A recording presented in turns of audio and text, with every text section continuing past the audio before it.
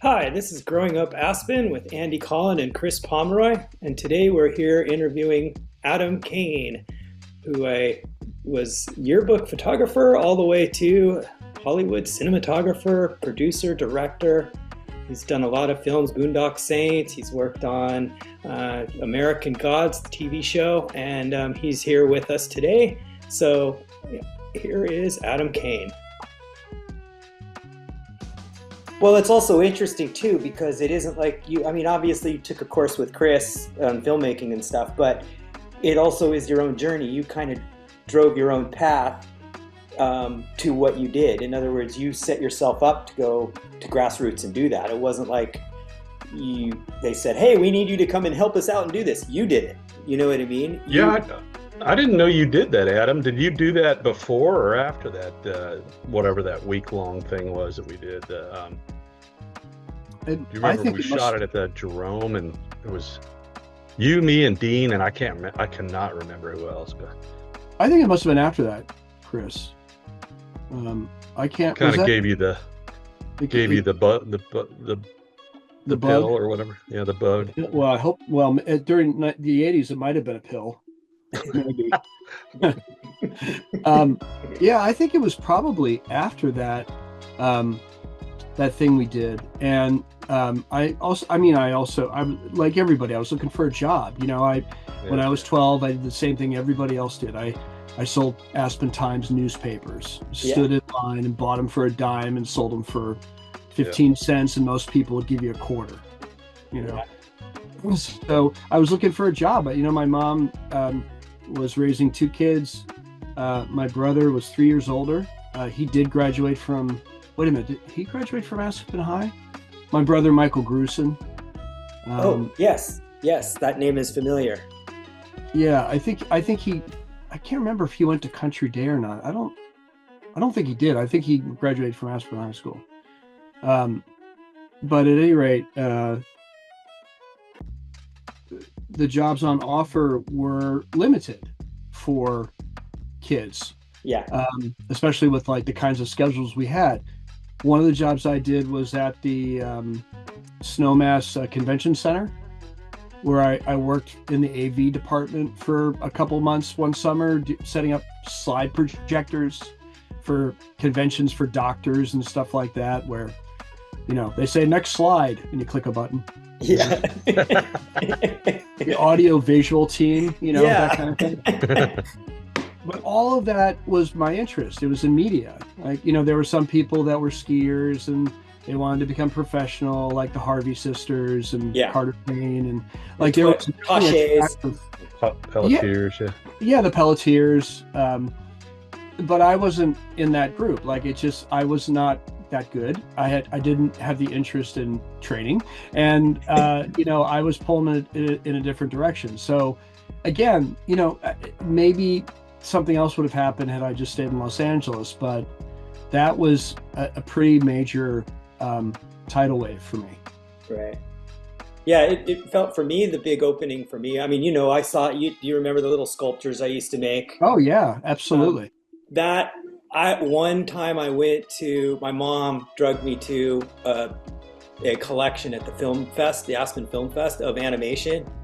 And that's where I saw Will Vinton, who's just down the street here. And he had done a movie called Dinosaurs.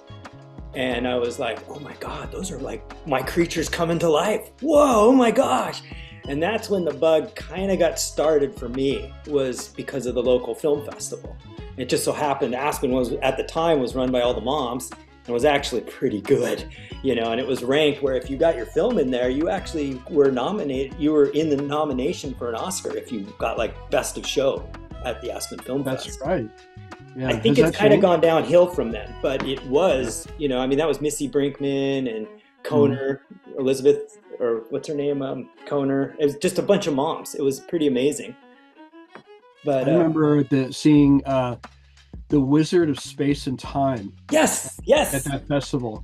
I have a friend that worked on that.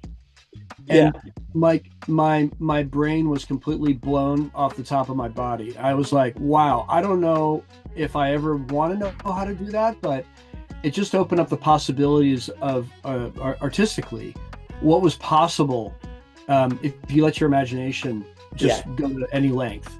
And Aspen was really great for that also, like across all the arts. Yeah. So many painters and sculptors and filmmakers and LA. Yeah. And LA, it's a business. And in Aspen, it's not a business, or it wasn't a business. Right. I never made that connection, but you're right. It was more of an escape where those people got to play, as opposed to it's a show, hurry up, time, go get an audience in and out, you know? Yeah.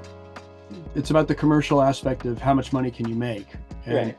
LA has never changed in that respect. And Aspen always felt more like a retreat, where if you were an artist, you had the freedom to explore your voice. If you were a visiting artist who lived someplace else during the year, and you were lucky enough to have a home or the money to be able to rent a place, then you could come and you could explore some concept that didn't have to make money. Right. And you could do it sort of in the freedom and the support of a community that understood the value of that. Yeah. That doesn't have a dollar sign on it. Well, and because you had Aspen and it had the reputation, you could get in folks like that were Andy Warhol and other folks that were in the industry and big. You know, I mean, a lot of people came through there. A lot of musicians came through and just played the Paragon. You know, big names, you know, that you wouldn't, you know, be playing stadiums, but instead they just come in and play this little gig, and it was more like a little family thing. You know, it was interesting living in that, I think. There were always impromptu jam sessions, really, if you get into it. You had, you know, Mick Fleetwood would be up there on drums, and you'd have Eddie Van Halen playing, and then, you know, who knows, Sylvester Stallone would jump up and try to sing. You know, maybe it's just the weirdest things ever, you know. I saw Billy Idol at the Paradise, maybe. It was actually his band was playing there, his little rockabilly band, and there was rumors that he would show up, you know, and sure enough, he did.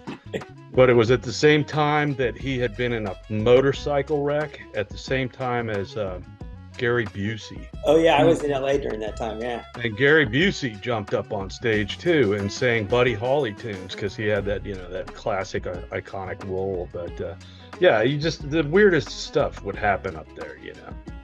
Well, I think artists liked it because all artists of probably most generations start in small venues, backyards, backyard parties, barbecues. Yeah. You know, small like you know, armed forces, veterans halls, anywhere they could get a gig. So to be able to go to a place like Aspen, which had a pretty high caliber of clientele, and be able to play in relative like peace without, you know, being mobbed, because the population was pretty controllable, in a small venue that was intimate, oftentimes with friends or people that they crossed paths with but never had a chance to play with. Right. That's pretty appealing to a lot of people. Yeah. Yeah. It is. Thanks for listening. The authors of Growing Up Aspen would like to thank you, and would like to also thank the Aspen Times and the Aspen Daily News for giving us materials for our book, Growing Up Aspen, Adventures of the Unsupervised, which you can get at twistandturnpress.com and any local bookstore.